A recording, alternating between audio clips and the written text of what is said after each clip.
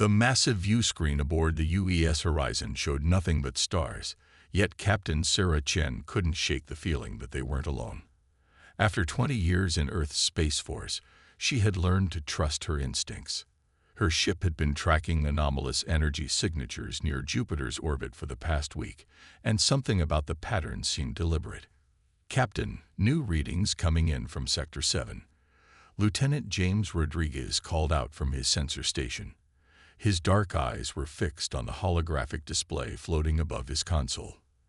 "The energy signature we've been tracking. It's changing." Before Sarah could respond, space itself seemed to ripple and tear. Where there had been nothing but vacuum moments before, a massive vessel materialized. Its hull was covered in what appeared to be living crystal, refracting Jupiter's distant light in impossible ways. More ships emerged behind it, each larger than anything humanity had ever built. "Battle stations," Sarah ordered, her voice calm despite the adrenaline surging through her system. Red alert klaxons filled the bridge as her crew moved with practiced efficiency. "But keep weapons offline. Let's not start an interstellar incident on humanity's first contact." The alien fleet hung motionless against the star field, their crystalline hulls pulsing with internal light.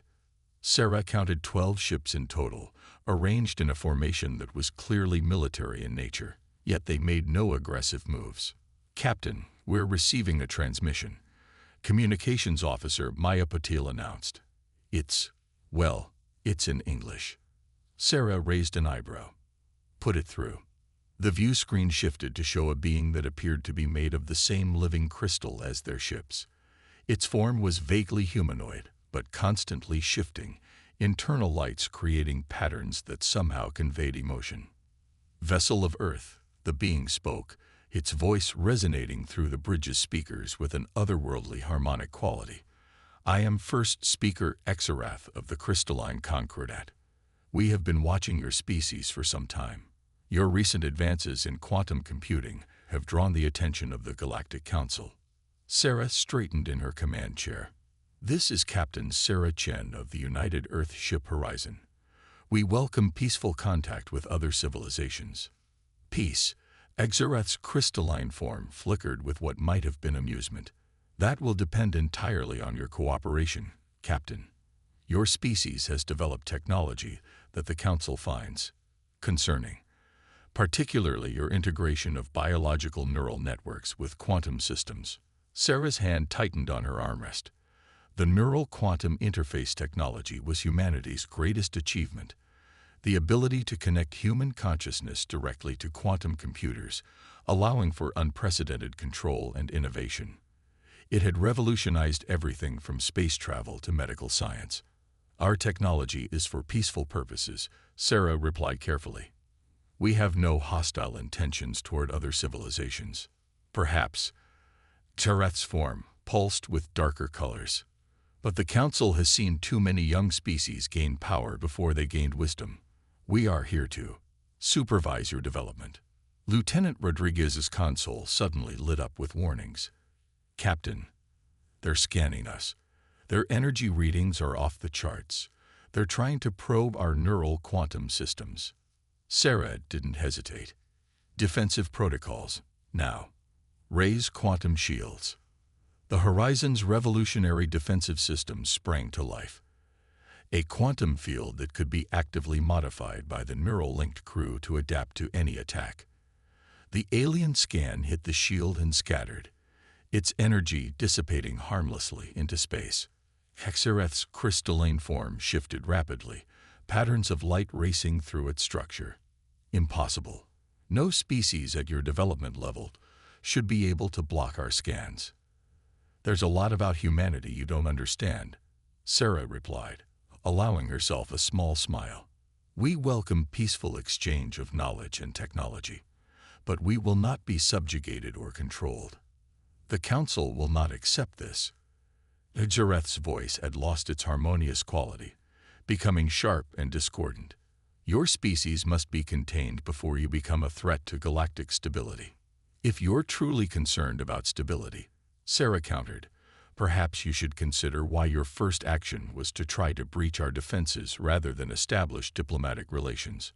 We're transmitting a request for peaceful dialogue to your vessels now. The choice of how to proceed is yours."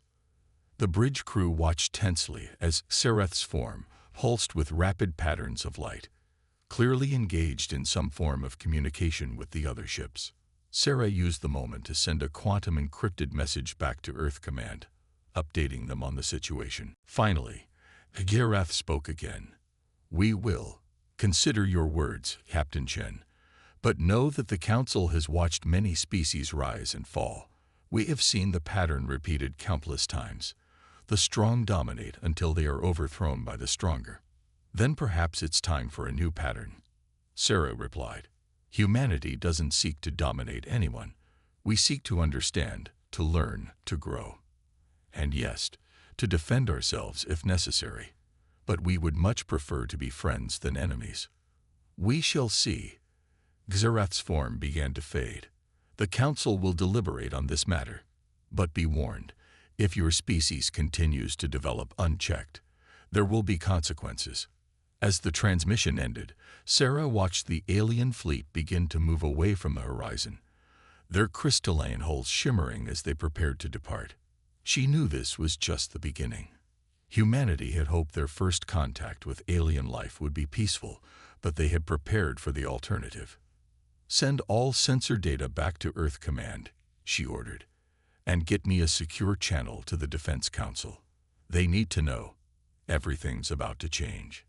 As the alien ships vanished back into whatever dimension they had emerged from, Sarah Chen stared at the now empty space where they had been.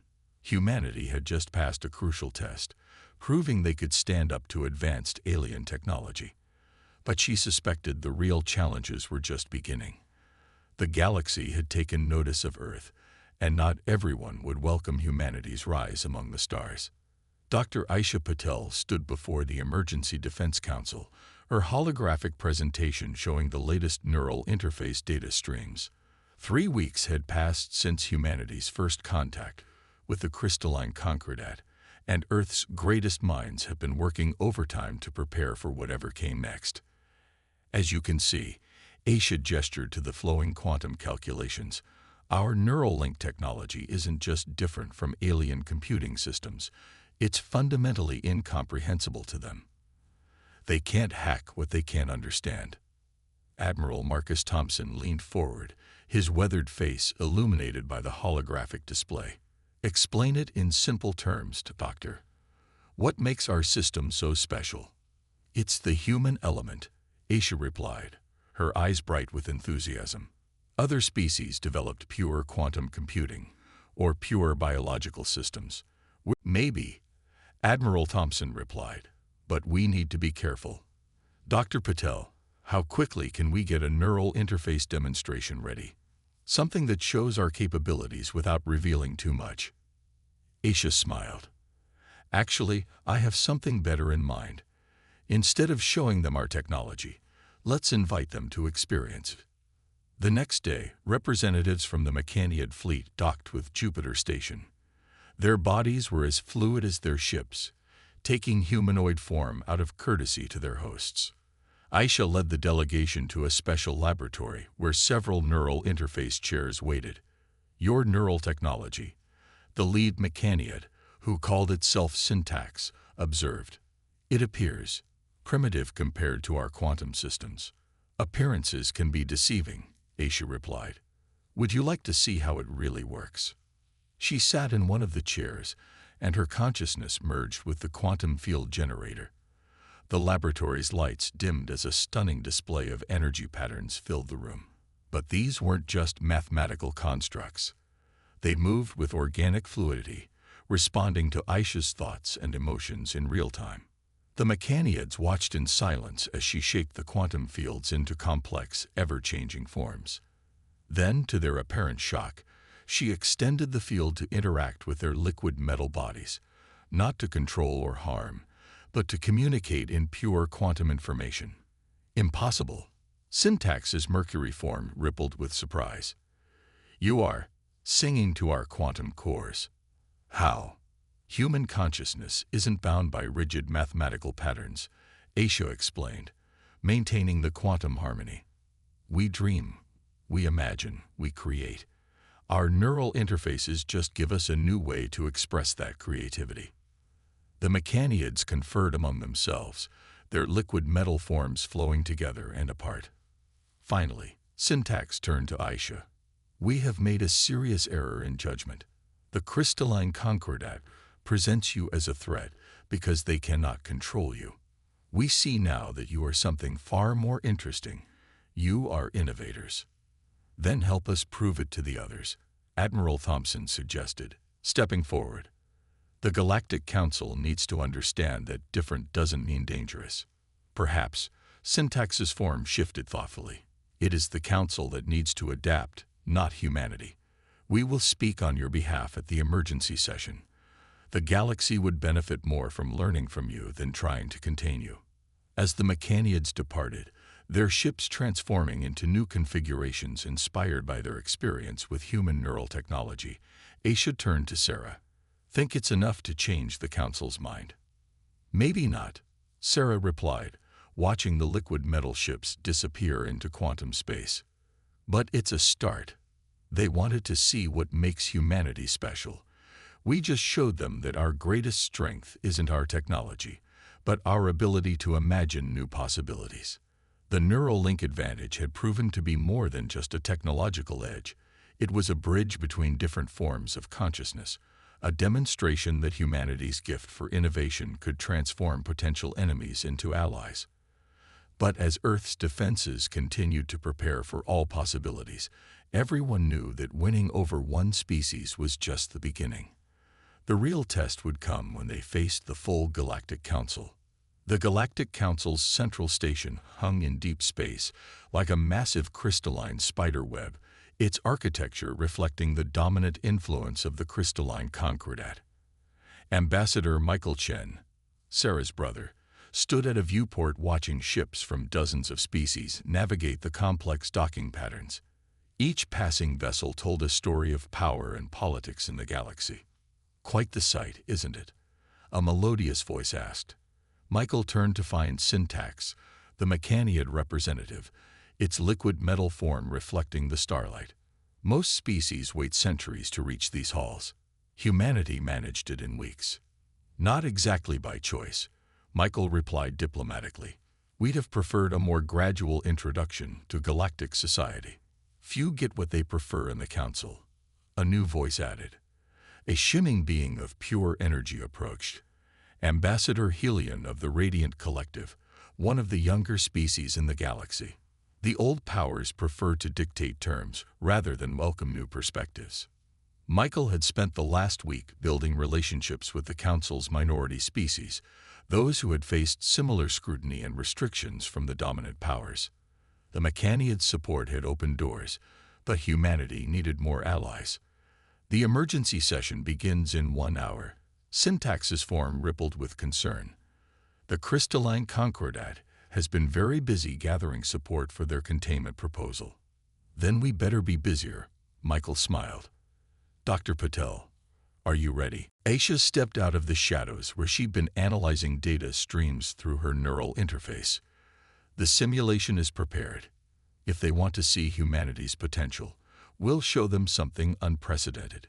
The council chamber was a vast amphitheater, with representatives from over 300 species arranged in tiers. The crystalline concordat's delegation dominated the highest level, their forms pulsing with barely contained agitation, as first speaker Exarath addressed the assembly. The evidence is clear. Exarath's harmonics filled the chamber. Human neural quantum technology represents an uncontrolled evolution. Their ability to directly manipulate quantum fields through thought makes them unpredictable, dangerous. We propose immediate restrictions on their development. Michael took his place at the speaker's platform, Aisha at his side. The Concordat speaks of danger, but offers no proof beyond their own fears. Humanity has used its technology for exploration, defense, and healing. We now offer to share it with all species who wish to learn. A wave of murmurs swept through the chamber. Sharing advanced technology was rare in the council, Most species guarded their innovations jealously. Share. Hexarath's form flashed with disbelief. Your neural interfaces are incompatible with non-human consciousness. That's where you're wrong. Aisha stepped forward. With the help of the Mechaniads and the Radiant Collective, we've developed something new. She activated her neural interface, and the chamber's quantum field projectors responded. But this was no simple display. The quantum fields began to resonate with every species present, adapting to their unique forms of consciousness. Impossible, Terath whispered as patterns of crystal, liquid metal, and pure energy danced together in harmonious complexity. This is what humanity offers, Michael announced. Not dominance, but collaboration.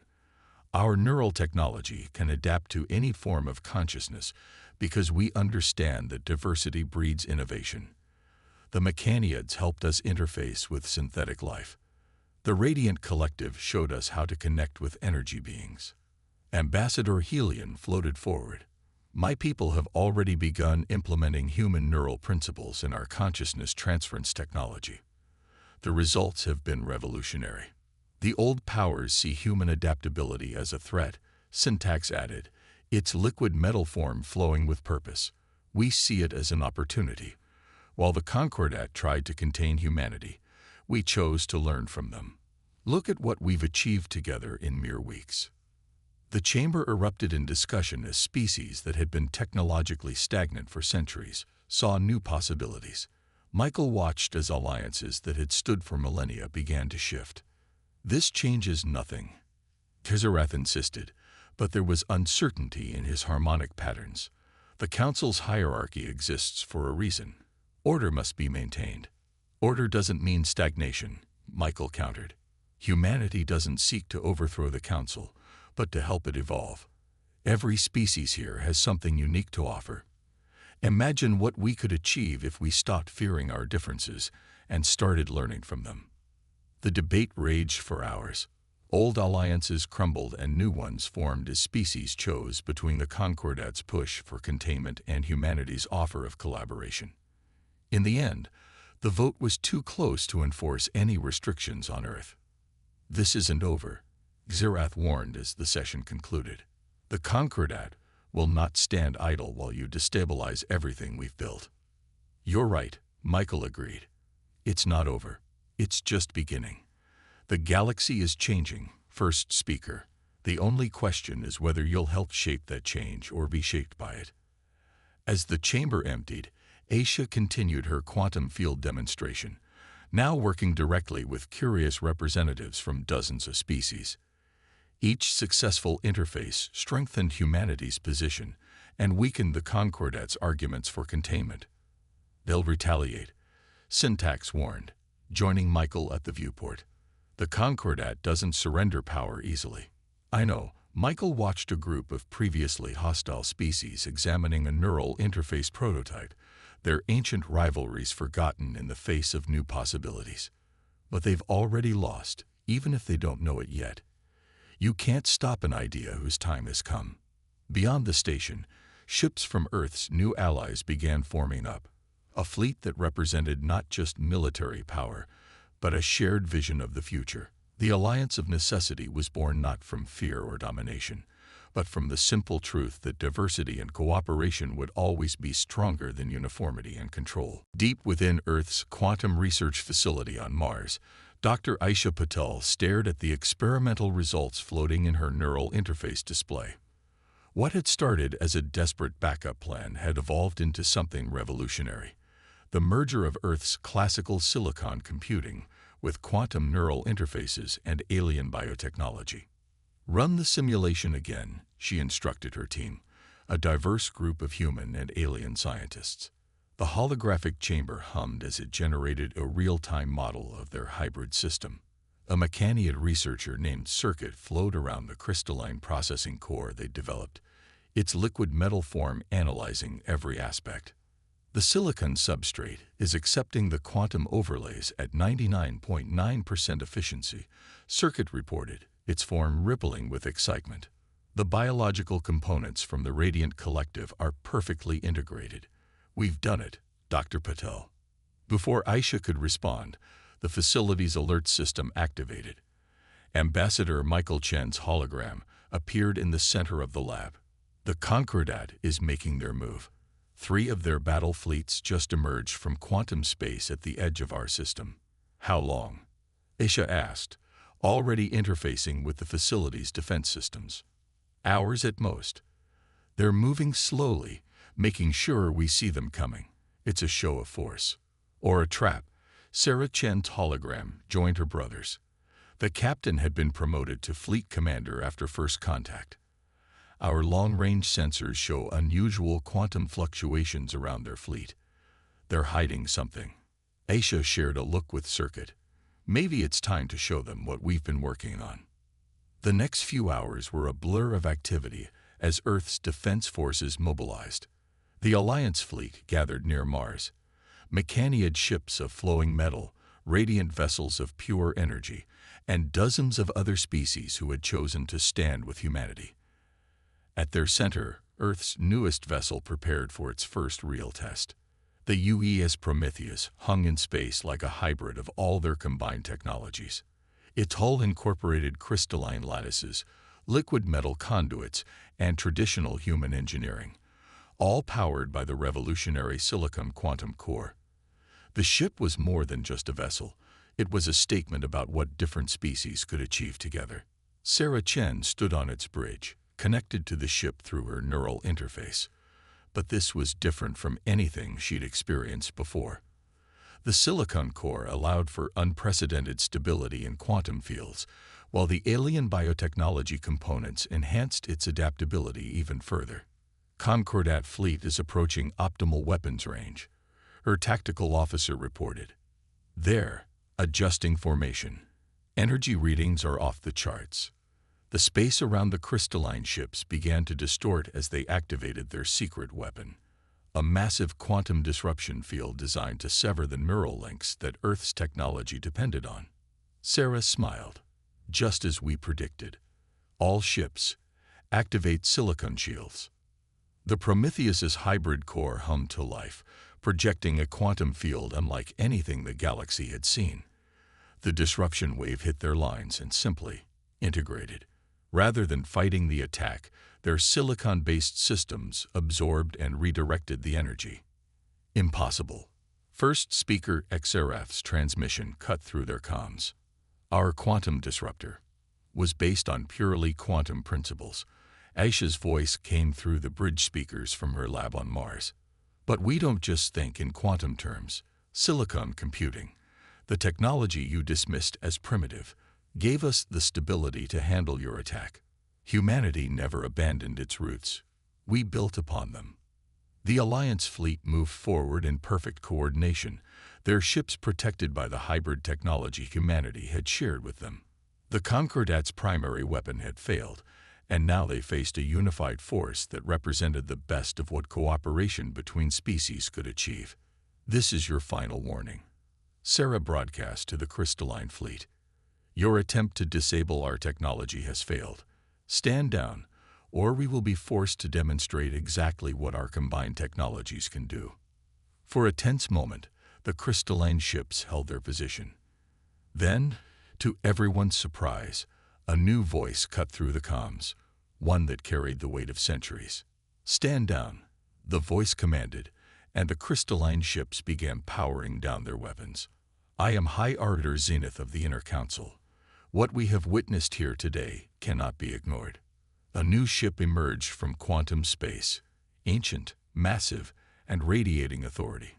The Concordat's actions were not sanctioned by the full council. Their fear of change has nearly triggered an unnecessary war. Sarah and Michael shared a look through their neural link. This was unprecedented. The Inner Council rarely intervened directly in disputes. The Silicon Gambit was never just about defending ourselves. Michael replied diplomatically.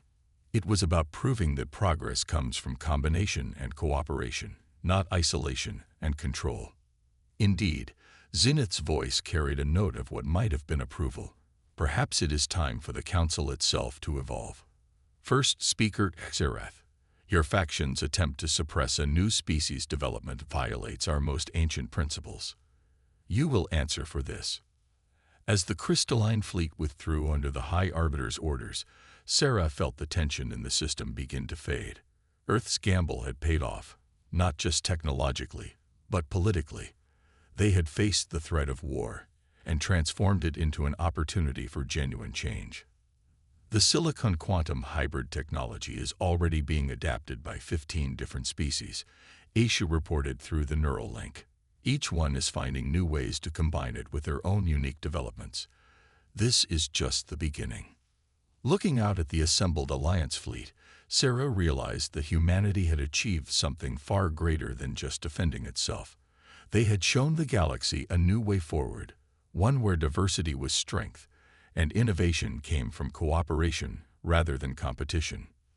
The Silicon Gambit had started as a defense strategy. It had ended as a revolution in how species could work together, think together, and grow together. The old power structures of the galaxy would never be quite the same again. 1 year after the Silicon Gambit, the Galactic Council's central station had been transformed. Gone was the hierarchical architecture that had emphasized power and dominance.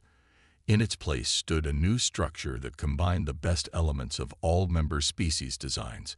Crystalline spires merged with liquid metal flows, energy conduits pulsed alongside silicon quantum processors, and human-inspired neural interfaces connected it all. Ambassador Michael Chen stood in the newly designed council chamber, where representatives from all species now sat in a circular arrangement that emphasized equality rather than dominance. Beside him, Captain Sarah Chen and Dr. Aisha Patel prepared to present humanity's most ambitious proposal yet. "The floor recognizes Earth's delegation," High Arbiter Zenith announced.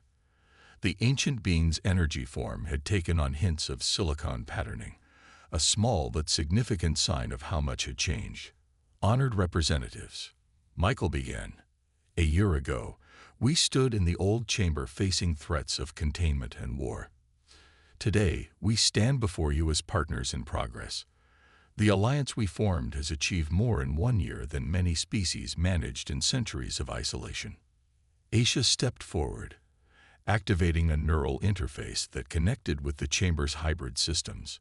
A vast holographic display materialized, showing the combined technological achievements of the past year.